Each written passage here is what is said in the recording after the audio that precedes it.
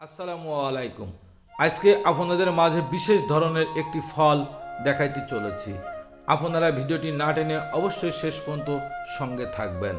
শ্বেত শিমুল এই ফলটি আমার প্রথম নাম জানা, হয়তো অনেকেই এর আগে দেখেননি বা কেউ দেখেছেন বা নাম জানেন না। চলুন আমরা এই শ্বেত শিমুল সম্বন্ধে অনেক কিছু জেনে আসি। এই গাছগুলি অনেক বড় হয় এবং এই গাছে প্রচুর পরিমাণ এই ফল ধরেন। এই ফলগুলি অনেক বড় হয়, ঠিক ক্ষীরা শসা যেমনটি হয়ে থাকেন তেমনটি হয়ে থাকে। কি পরিমাণ ধরেছে বা ধরে আপনারা ইতিমধ্যে লক্ষ্য করে দেখতে পাচ্ছেন এই শ্বেত শিমুল ফলগুলি। এটি শিমুল গাছের তুলার মতো ফল।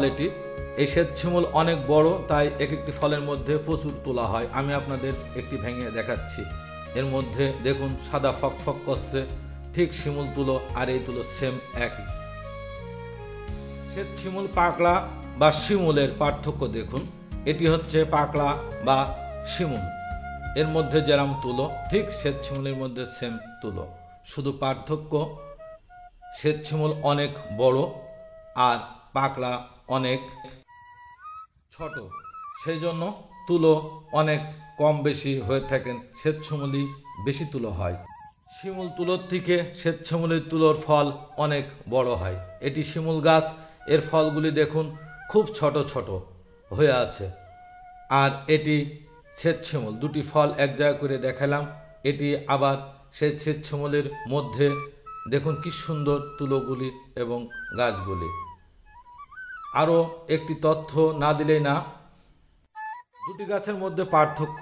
এটি হলো শ্বেত শিমুল গাছ, এই গাছে কোথাও কাটা থাকে না। আর শিমুল গাছে, এটি শিমুল গাছ, এই গাছে লক্ষ্য করে দেখতে পারবেন অনেক মোটা মোটা কাটা হয়, যেটি মান্দার কাটা নামেও পরিচিতি মানুষের কাছে আছে। দেখুন কত বড় বড় কাটা। এই শ্বেত শিমুল বা শিমুল গাছের শিকড়ে মানব শরীরের খুব গুরুত্বপূর্ণ রোগের নিরাময় ভূমিকা রাখেন। সেটি আমি মুখ দিয়ে বলবো না, আপনারা ইচ্ছা করলেই ইউটিউবে গুগলে সার্চ করে দেখে নিতে পারবেন। স্রষ্টার সৃষ্টি এই জগতে যা কিছু আছে সব কিছুই মানব কল্যাণের জন্যই আছেন। শুধুমাত্র আমাদের না জানার কারণে সেগুলি আমরা ব্যবহার করতে পারি না মাত্র।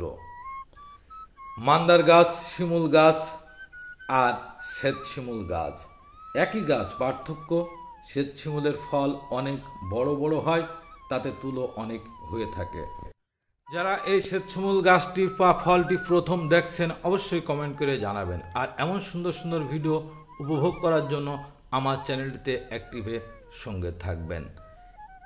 এই দেখুন, এটি সেই শিমুল গাছ, মান্দার গাছ বা পাকড়া গাছ নামে পরিচিত। ফলগুলি খুব ছোট। আমি প্রত্যেকটা মানুষকে অনুরোধ করব, স্রষ্টার সৃষ্টি প্রাকৃতিক সৌন্দর্য সুযোগ পাইলেই চলে আসবেন গ্রাম এলাকায় দেখতে। এই ফুলগুলি ফুটলে কি সুন্দর দেখা যায়, সেই মুহূর্তটা যা ভাষায় বর্ণনা করার নয়।